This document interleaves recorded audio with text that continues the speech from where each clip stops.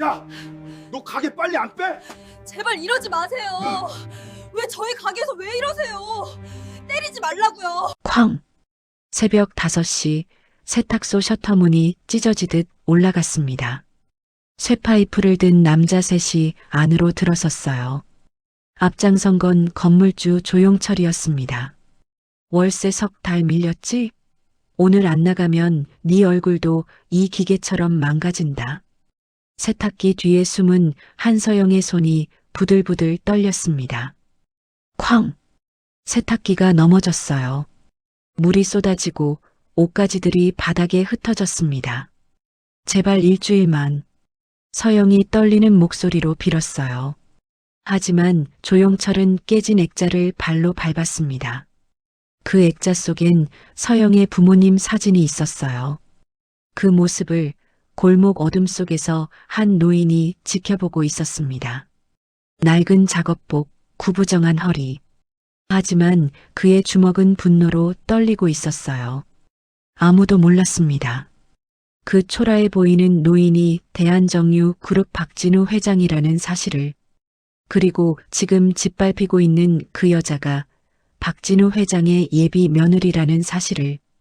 왜 재벌 회장이 거지 행색으로 새벽 골목에 있었던 걸까요? 이 일은 단순한 월세 체납 사건이 아니었습니다. 여기엔 30년 전 지키지 못한 첫사랑과 다시는 놓치지 않겠다는 한 남자의 결심이 숨어 있었어요. 진짜 이야기는 지금부터 시작됩니다. 안녕하세요. 인생라디오입니다. 오늘 이야기는 끝까지 들으시면 가슴이 먹먹해지실 겁니다. 구독과 좋아요 미리 눌러주시면 행복이 계신 그곳에 깃들 것입니다. 인생라디오 지금부터 시작합니다. 일주일 전 목요일 오후였습니다. 대한정유 그룹 본사 68층 회장실. 박진우 회장은 창밖을 바라보고 있었어요. 67살. 평생을 이 자리를 지켜온 남자였습니다. 비서실에서 전화가 왔어요. 회장님, 도련님께서 면담 요청하셨습니다. 들어오라고 해. 문이 열리고 아들 민준이 들어왔어요. 33. 대한정유 이사였습니다. 아버지, 저 결혼하려고 합니다. 박진우의 손이 멈췄습니다. 누구랑? 한서영이란 사람입니다. 세탁소를 운영하고 있습니다. 세탁소? 네. 고등학교 졸업했고 부모님은 어릴 때 돌아가셨습니다. 쾅! 박진우가 책상을 내리쳤습니다. 미쳤어? 고아 출신 세탁소 주인이랑 결혼? 사랑합니다. 사랑?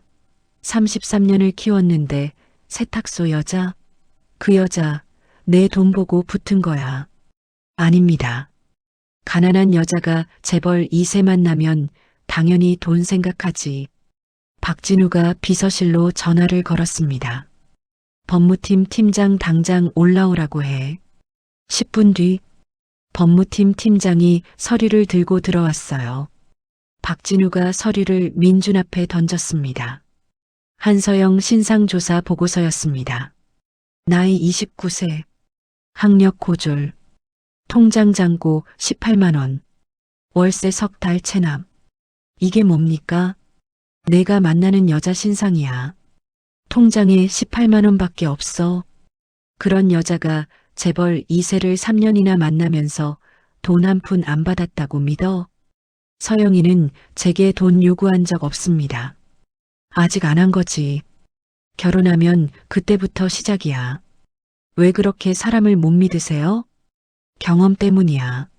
30년 전 나도 너처럼 순진했어. 근데 다 배신했어. 서영이는 다릅니다.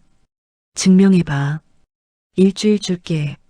증명 못하면 헤어져. 만약 거부하면요? 경영권 승계 취소. 유산 상속 제외. 회사에서도 내보낸다. 저는 서영이를 선택합니다.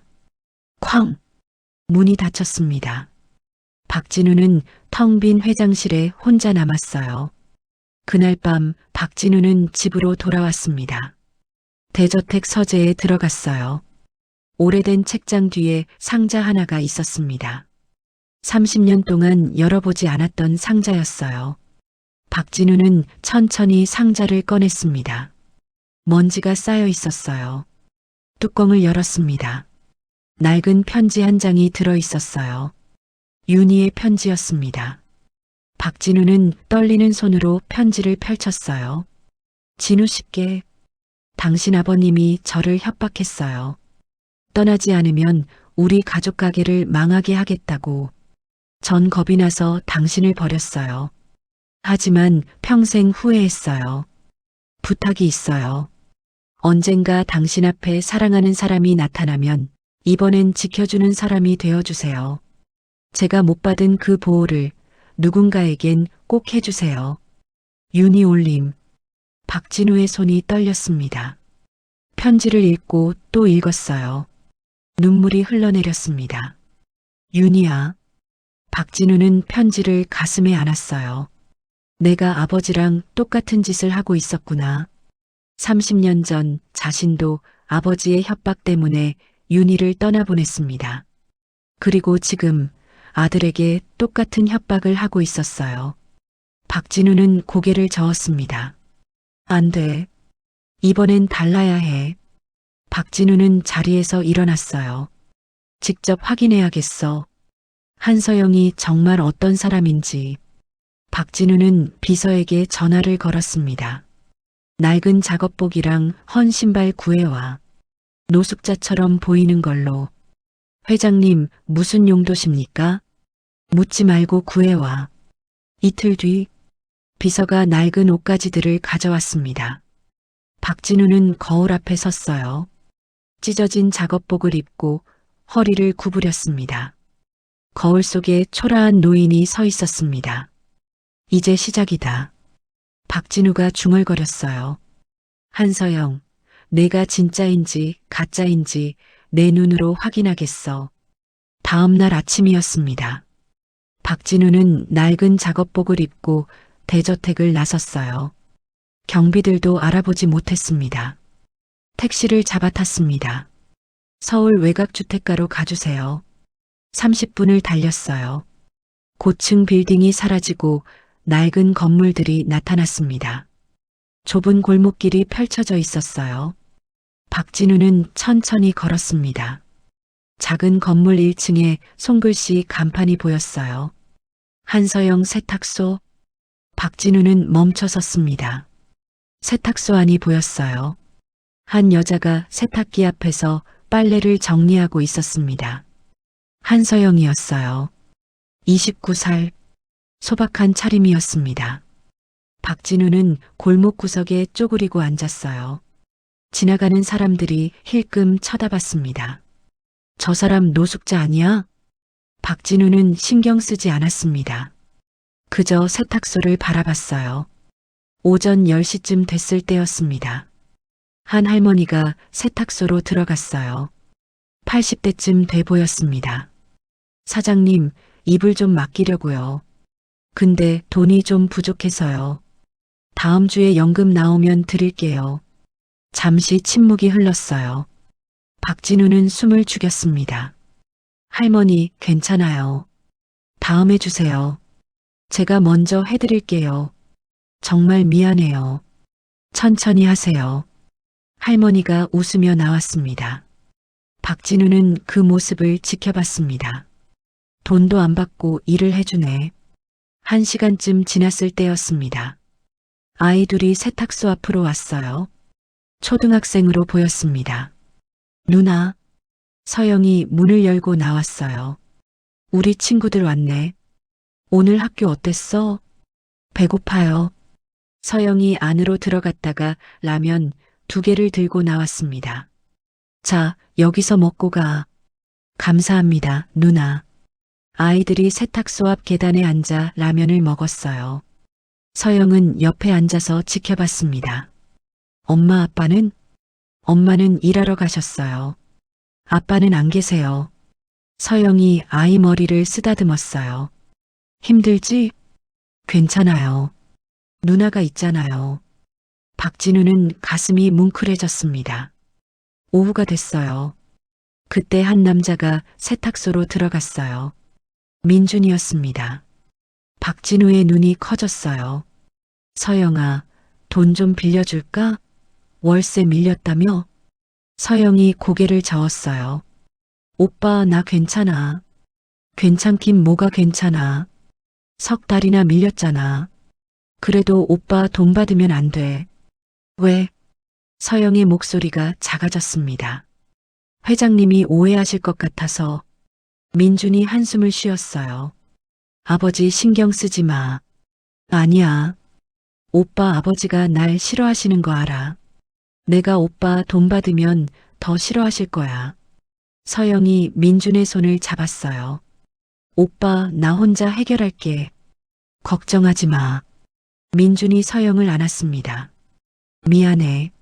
내가 힘이 없어서. 아니야. 오빠 잘못 없어.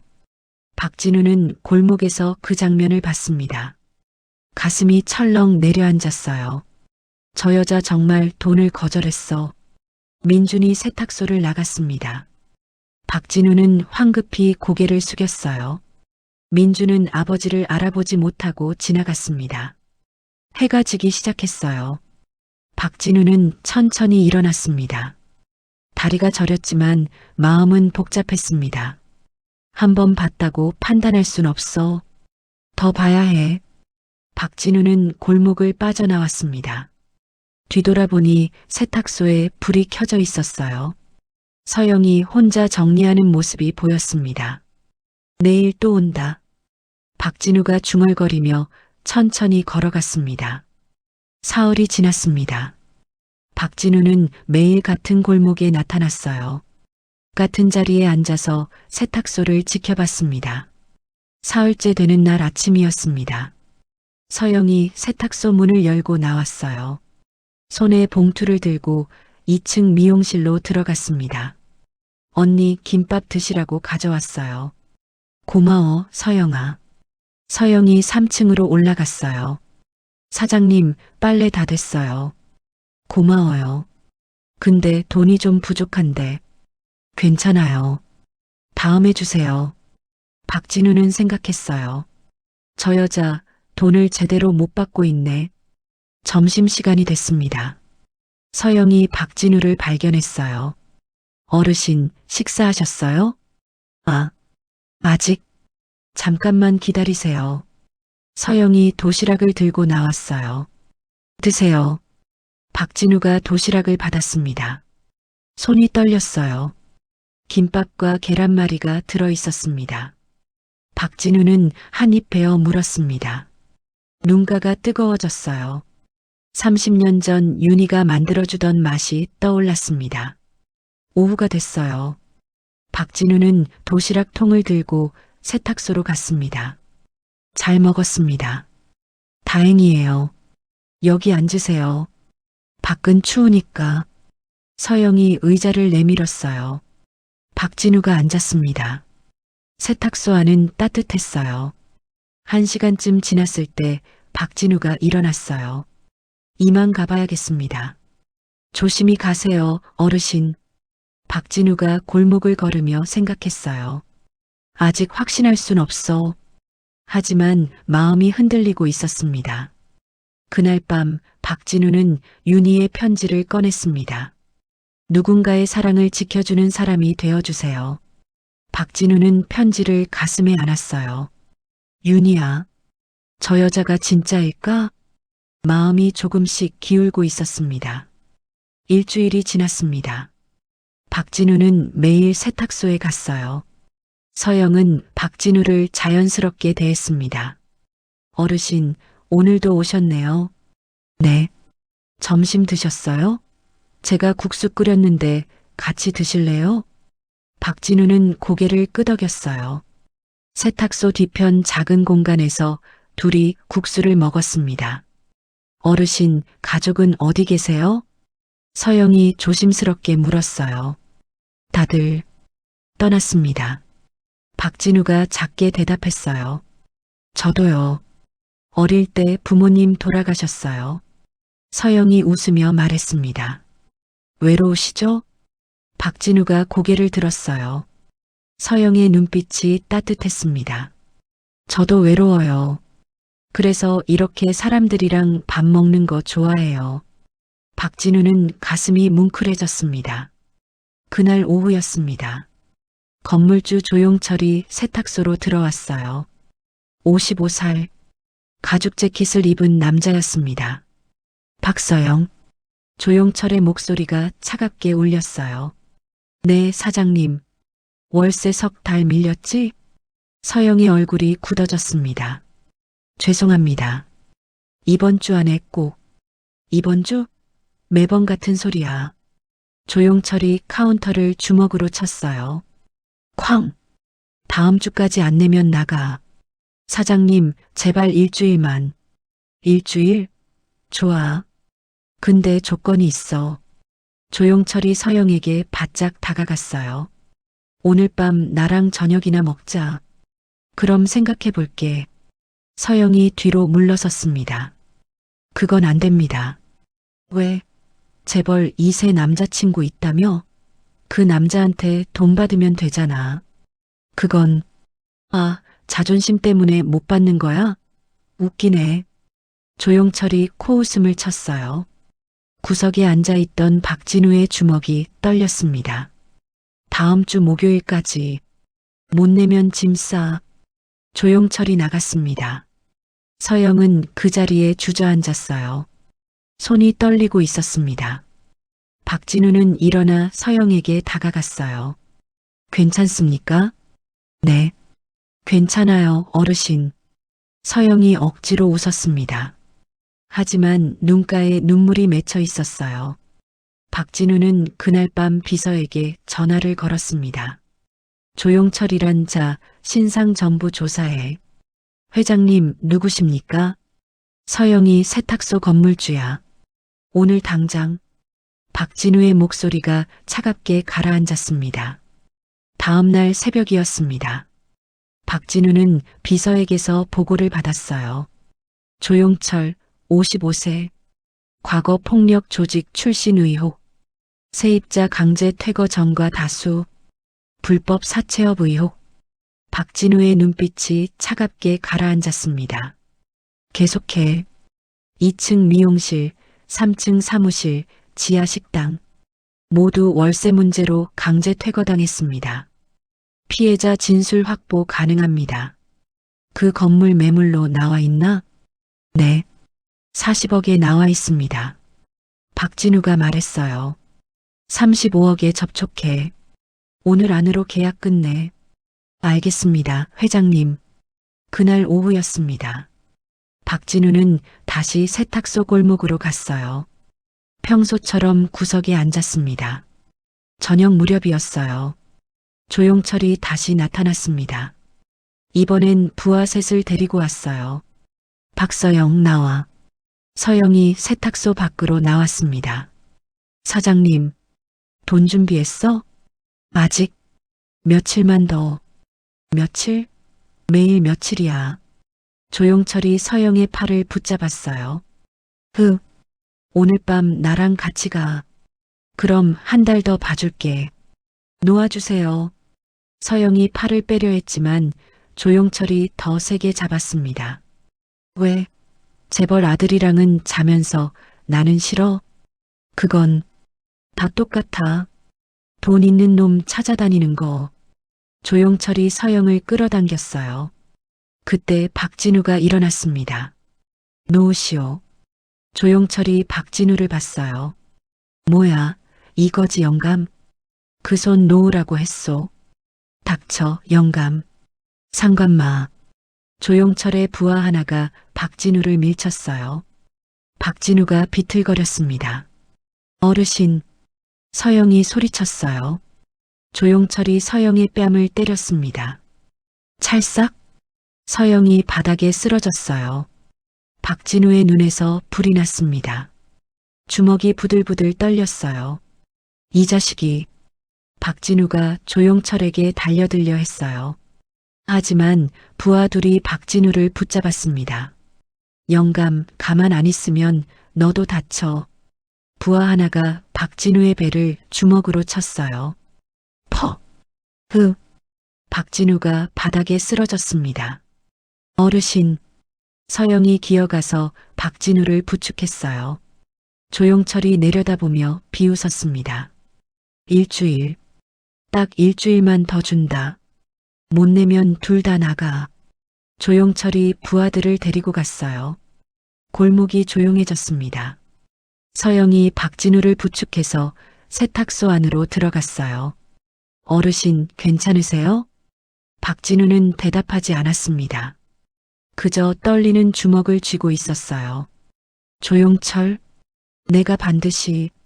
그날 밤 박진우는 비서에게 전화를 걸었습니다. 계약 어떻게 됐어? 조용철이 35억에 동의했습니다. 내일 오전 계약 체결 예정입니다. 좋아. 법무팀 전원 대기시켜. 내일부터 전쟁이다. 다음 날 새벽 5시였습니다. 조용철이 부하 셋을 데리고 세탁소로 왔어요. 쇠파이프를 들고 있었습니다. 쾅! 셔터문을 박살냈어요. 박서영 나와. 서영이 나왔습니다. 얼굴이 창백했어요. 사장님 제발. 제발은 무슨. 일주일 줬잖아. 조용철이 서영의 머리채를 잡았어요. 으악! 쾅! 세탁기가 쓰러졌습니다. 물이 쏟아지고 옷가지가 흩어졌어요. 조용철이 벽에 걸린 액자를 발견했어요. 서영 부모님 사진이었습니다. 이게 뭐야? 그건 안 돼요. 쾅! 액자가 바닥에 떨어져 깨졌어요. 엄마, 아빠. 서영이 무릎 꿇고 울었어요. 조용철이 깨진 액자를 발로 밟았습니다. 오늘 정오까지 나가. 조용철이 나갔어요. 서영은 깨진 액자를 안고 울부짖었습니다. 골목 어둠 속에서 박진우가 지켜봤어요. 온몸이 떨렸습니다. 박진우는 휴대폰을 꺼냈어요. 계약 완료됐나? 네. 등기 이전까지 끝났습니다. 좋아. 법무팀 전원 지금 당장 그 건물로 보내. 경찰도 불러. 그리고 내 정장 가져와. 1시간 안에. 박진우가 전화를 끊었어요. 조금만 기다려라. 1시간 후. 검은색 세단 5대가 골목에 멈췄어요. 정장 입은 남자들이 20명 내렸습니다. 박진우는 정장을 입었어요. 낡은 작업복을 벗고 감색 정장을 입었습니다. 허리를 폈어요. 대한정유그룹 박진우 회장이 돌아왔습니다. 가자. 박진우가 세탁소를 향해 걸었어요. 구두 소리가 골목에 울렸습니다. 또각또각또각. 조용철이 세탁소 앞에 있었어요. 뭐야, 저것들. 조용철의 얼굴이 굳어졌어요. 박진우가 조용철 앞에 섰습니다. 너 그 거지 영감? 박진우가 차갑게 웃었어요. 아니, 난 대한정유그룹 회장 박진우다. 조용철의 얼굴이 하얗게 변했습니다. 조용철이 뒤로 물러섰어요. 박진우 회장? 그래. 박진우가 서류를 조용철 앞에 던졌습니다. 이 건물 어젯밤에 내가 샀다. 35억에. 조용철이 서류를 집어들었어요. 손이 떨렸습니다. 건물주가 박진우로 바뀌어 있었습니다. 넌 이제 무단 침입자야. 법무팀장이 나섰습니다. 조용철 씨 폭행, 협박, 재물손괴, 성희롱 혐의로 고소 접수 완료. 경찰이 10분 내로 도착합니다. 조용철이 바닥에 무릎 꿇었어요. 회장님 제발. 박진우가 차갑게 내려다봤습니다. 내 며느리한테 빌어. 조용철이 서영에게 기어갔습니다. 죄송합니다. 서영은 대답하지 않고 돌아섰어요. 끌어내. 경호원들이 조용철을 끌고 나갔습니다. 골목이 조용해졌습니다. 박진우가 서영에게 다가갔어요. 며느님. 서영이 놀라 뒤로 물러섰습니다. 저를 시험하셨던 거죠? 박진우가 고개를 숙였습니다. 맞습니다. 하지만 시험한 게 아니라 제 과거를 변명하고 있었던 겁니다. 박진우가 윤희의 편지를 꺼냈습니다. 30년 전 나도 사랑하는 사람이 있었어요. 하지만 지키지 못했습니다. 아버지 협박에 굴복했고 그 사람은 평생 혼자 살다 떠났어요. 박진우가 무릎 꿇었습니다. 내가 다시 한번 지킬 수 있는 사람인지를 시험했던 겁니다. 서영이 박진우를 일으켜 세웠어요. 지켜달라고 한 적 없어요. 옆에 서주신다면 충분해요. 박진우의 눈에서 눈물이 흘렀습니다. 민준이 달려왔어요. 서영아. 민준이 서영을 안았습니다. 박진우가 두 사람을 바라봤어요. 이번엔 내가 지켰다. 윤희야. 하늘을 올려다봤습니다. 6개월이 지났습니다. 가을이 왔어요. 세탁소 앞 작은 마당에 사람들이 모였습니다. 오늘은 민준과 서영의 결혼식이었어요. 하객은 동네 할머니들, 아이들, 이웃들이었습니다. 박진우가 주례를 맡았어요. 신부는 제게 가르침을 준 사람입니다. 진짜 부자가 뭔지, 진짜 사랑이 뭔지. 박진우가 서영을 바라봤습니다. 통장 잔고는 18만 원이었지만 이 동네 모든 사람들의 마음속에 당신이 있었어요. 그게 진짜 재산이라는 걸 가르쳐 줬습니다. 민준과 서영이 손을 잡고 키스했어요. 박수가 터졌습니다. 피로연은 서영이 만든 김밥이었어요. 1년 후 병원 분만실 앞이었습니다. 박진우가 서성거리고 있었어요. 간호사가 나왔습니다. 축하드려요. 건강한 딸이에요. 박진우가 분만실로 들어갔습니다. 서영이 아기를 안고 있었어요. 박진우가 조심스럽게 아기를 안았습니다. 눈물이 흘러내렸어요. 예쁘다. 민준이 물었습니다. 아버지, 이름 지어주실래요? 윤희. 이름은 윤희로 하자. 윤희요? 30년 전 내가 지키지 못한 사람 이름이야. 박진우가 아기 이마에 입을 맞췄어요. 윤희야, 이번엔 할아버지가 잘 지켜줄게. 몇 달 후, 세탁소에 웃음소리가 가득했습니다. 서영이 아기를 업고 빨래를 개고 있었어요.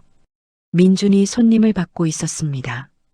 박진우가 앞치마를 두르고 할머니들에게 김밥을 나눠주고 있었어요.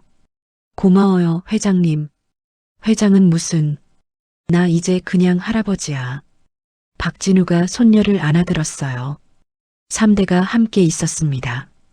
작은 세탁소에 세상에서 가장 큰 행복이 넘쳐 흘렀어요. 박진우가 창밖을 바라봤습니다. 윤희야, 고마워. 내 덕분에 진짜 행복이 뭔지 알게 됐어.